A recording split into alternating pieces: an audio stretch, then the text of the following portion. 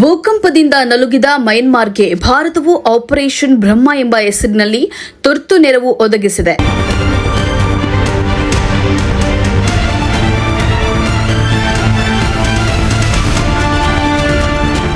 ರಕ್ಷಣಾ ಸಿಬ್ಬಂದಿ, ವೈದ್ಯಕೀಯ ತಂಡಗಳು ಮತ್ತು ಅಗತ್ಯ ವಸ್ತುಗಳನ್ನು ವಿಮಾನದ ಮೂಲಕ ರವಾನಿಸಲಾಗಿದೆ.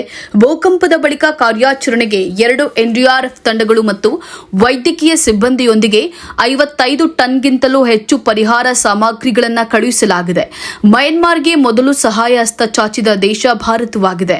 ಸೇನಾ ವಿಮಾನಗಳ ಮೂಲಕ ಮೊದಲ ಹಂತದಲ್ಲಿ ಪರಿಹಾರ ಸಾಮಗ್ರಿಗಳನ್ನು ತಲುಪಿಸಲಾಗಿದ್ದು, ಇನ್ನೂ 2 ವಿಮಾನಗಳು ಶೀಘ್ರದಲ್ಲೇ ತೆರಳಲಿವೆ. ರಕ್ಷಣಾ ಕಾರ್ಯಕ್ಕಾಗಿ 80 ಎನ್ಡಿಆರ್ಎಫ್ ಸಿಬ್ಬಂದಿ ಮಯನ್ಮಾರ್ಗೆ ತೆರಳಿದ್ದಾರೆ. 3ನೇ ತಂಡವನ್ನು ಕೋಲ್ಕತ್ತಾದಲ್ಲಿ ಸ್ಟ್ಯಾಂಡ್ ಬೈನಲ್ಲಿ ಇರಿಸಲಾಗಿದೆ ಎಂದು ವಿದೇಶಾಂಗ ಸಚಿವಾಲಯದ ವಕ್ತಾರ ರಣಧೀರ್ ಜೈಸ್ವಾಲ್ ಪ್ರಕಾರ, ಭಾರತದಿಂದ 118 ಫೀಲ್ಡ್ ಆಸ್ಪತ್ರೆ ವೈದ್ಯಕೀಯ ಸಿಬ್ಬಂದಿ ಮತ್ತು 2 ನೌಕಾಪಡೆ ಹಡಗುಗಳು ರವಾನೆಯಾಗಲಿವೆ. ಪರಿಹಾರ ಸಾಮಗ್ರಿಗಳಲ್ಲಿ ಟೆಂಟ್ಗಳು, ಬೆಡ್ಶೀಟ್ಗಳು, ಆಹಾರ ಸಾಮಗ್ರಿ, ನೀರು, ಶುದ್ಧೀಕರಣ ಉಪಕರಣಗಳು, ಸೌರ ದೀಪಗಳು ಸೇರಿದಂತೆ ಅಗತ್ಯ ವಸ್ತುಗಳನ್ನು ಭಾರತೀಯ ವಾಯುಪಡೆಯ C-130J ವಿಮಾನದ ಮೂಲಕ ಮಯನ್ಮಾರ್ಗೆ ಯಾಂಗೂನ್ ನಗರಕ್ಕೆ ತಲುಪಿಸಲಾಗಿದೆ. ಭಾರತದ ರಾಯಭಾರಿ ಅಭಯ್ ಠಾಕೂರ್ ಅವರು ಯಾಂಗೂನ್ನ ಮುಖ್ಯಮಂತ್ರಿ ಯು ಸೋತೀನ್ ಅವರಿಗೆ ಈ ಸಾಮಗ್ರಿಗಳನ್ನು ಹಸ್ತಾಂತರಿಸಿದ್ದಾರೆ.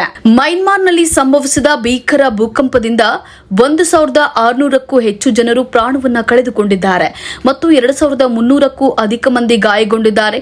ಥೈಲ್ಯಾಂಡ್ನಲ್ಲಿ ಇದುವರೆಗೂ 10 ಸಾವುಗಳು ದೃಢಪಟ್ಟಿವೆ.